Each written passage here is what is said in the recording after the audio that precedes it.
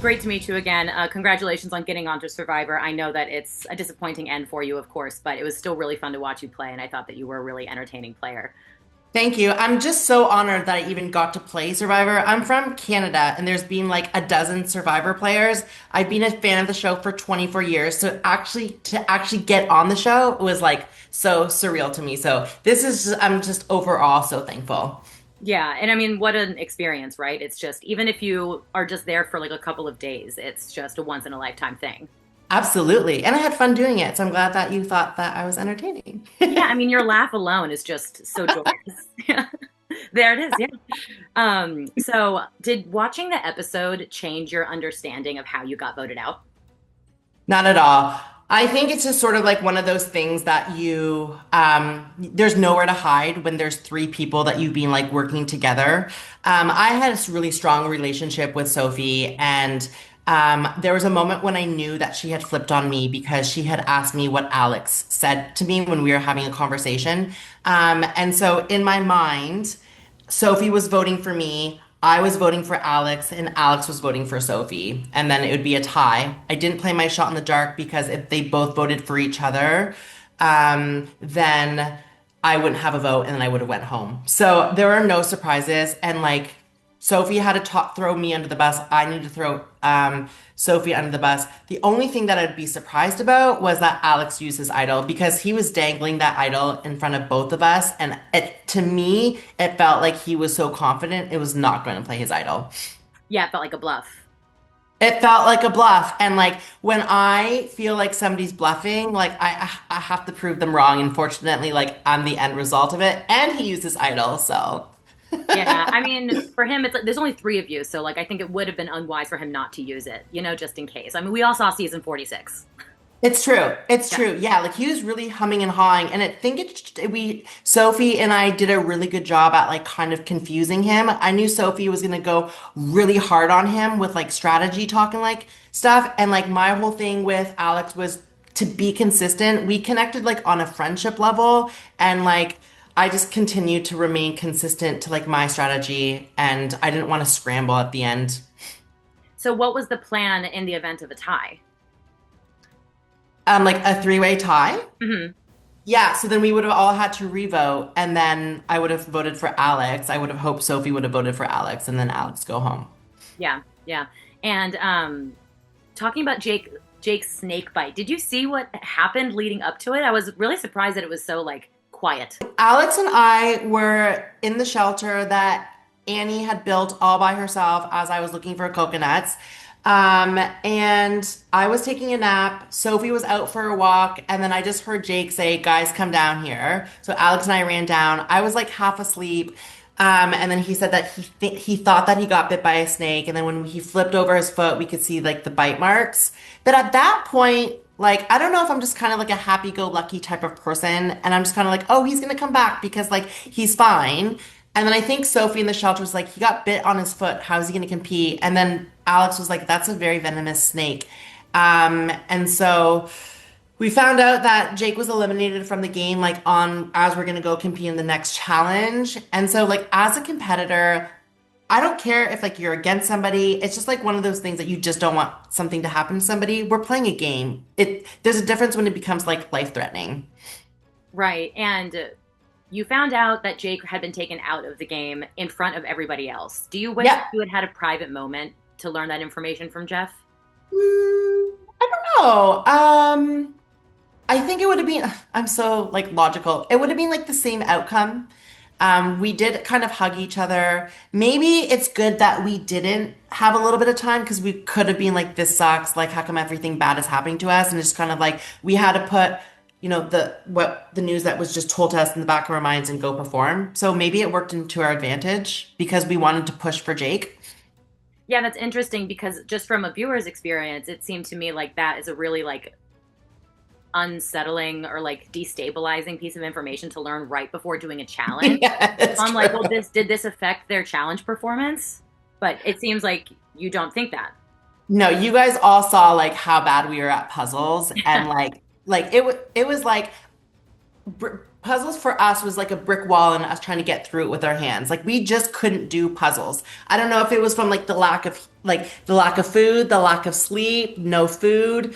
But we just couldn't do puzzles for the life of us. I don't know if it's like Jason coming in as like an alternate and he kind of yellow became super, super strong. I don't know what like other people's like strengths were. But we just weren't good at puzzles. And unfortunately, when you play Survivor, you're playing a game, and those are the cards that I was dealt. And I wouldn't have changed it because I'm so happy that I got to play. Yeah, yeah, and the rule book was shown for the first time on camera in last night's episode. Every Survivor player and crew member knows about the existence of this book, but it's something that fans don't know about. And they especially don't know how huge of a piece of like the day to day life at camp it is, right? So can you give a sense of how often this book is used and how players maybe incorporate it into their gameplay? I don't think they incorporate, well, for gameplay, like I constantly was like referencing it for food so that I would go and look for foods that like I could actually eat. And that's where I saw that earthworms were a high source of protein. And so that's why I went to go dig for worms for like hours and hours because I couldn't find like any other like protein. So I think we use it as a reference. I don't even think everyone read it, but it's just like kind of like a good thing to have on hand so that we can check. Like, I think there's a lot of fish in there that you can't eat too. So we just didn't have anything to eat or to make fire, so we couldn't eat, so we weren't referencing it.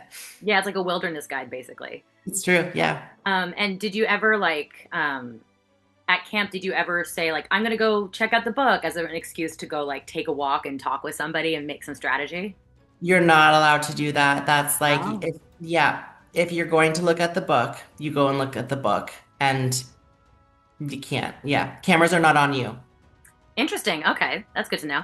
And when it comes to this like whole disaster tribe thing that's been going on for the last couple of seasons, um, do you think the show needs to like make some changes to prevent the creation of these disaster tribes? And what do you think about that?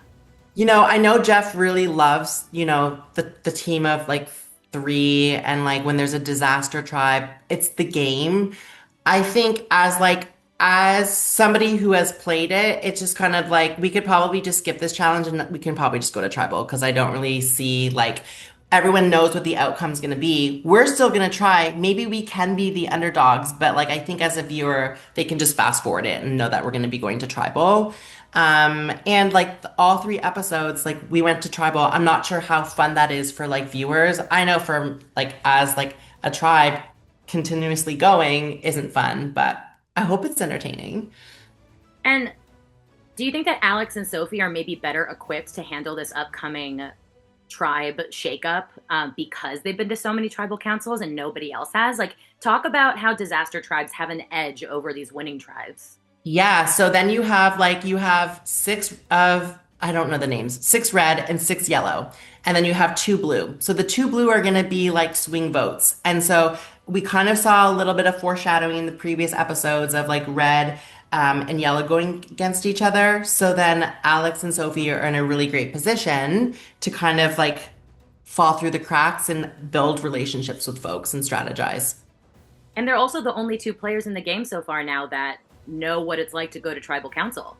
And like tribal council itself is an experience. And the more you go to tribal, the more you become sort of like better at tribal. Because you saw me going to tribal for the very first time. Like I kind of gave away that Annie and Nicole were at the bottom. I was just being honest. I was just being truthful. And then as soon as I said that, I'm like, shoot, I said the wrong answer. So then you kind of get better at tribal. So yeah, your point is right. Yeah, it's like they have a warm up that the other players don't have. Yeah. Yeah. So, what else do you wish fans could have seen from your performance this season? I wish fans could see that, like, we actually, even though we had to start the game and it was very much like pointing fingers at people, I would say that, like, we did, despite everything that was, like, going on, I feel like I got to know all five of the players. I feel like I got to build relationships with them. I love Annie. I love Nicole. I love Alex. I love Jake. I love Sophie. And we eat, like, I had special moments with all of them. You didn't see a lot of, like, Annie's and I's, like, relationship. I mean, you just saw me, like, complaining about Annie about the coconuts, but She did build a shelter. I was just hungry, and anyone who would touch my food, I was just gonna be angry against. But I think it was like we had like good energy. We actually all had so many different personalities too, and it's just kind of like, wow, we are a lot, but somehow we all kind of found a way to come through and have a lot of fun together. Yeah, and watching the episode, were you surprised to see these things that we had never seen before, such as the book and the hospital at base camp? So yeah, no, I it was surprising to me see the book in the episode, but since I saw it firsthand, I wasn't surprised by that. The hospital, I think, no, I wasn't surprised about that. I just think it shows you like how big Survivor is and like how many production people there are, and like they literally have a team to support the 18 of us, and there's just so much behind the scenes that we don't get to see. So maybe the viewers saw a glimpse of the show that they maybe not would have thought of. I thought it was really cool to see that. It felt like a peek behind the curtain, you know? Yeah, and I think for us, we saw the curtains and stuff like that, and like the boat that like Jake rode in, like that's cool for the viewers because you never saw that type of boat, but we were in those boats all the time. Yeah, yeah. And to wrap up, is there any piece of comfort from your family or a significant other that you carried with you through the game? I think my dad just told me to like just have fun. At the end of the day, this is a game. Go enjoy the experience, and I did. Yeah. Well, it was really Yeah. fun to watch you play, Jeremiah. I'm going to miss your laugh in this season. Thank Right. you.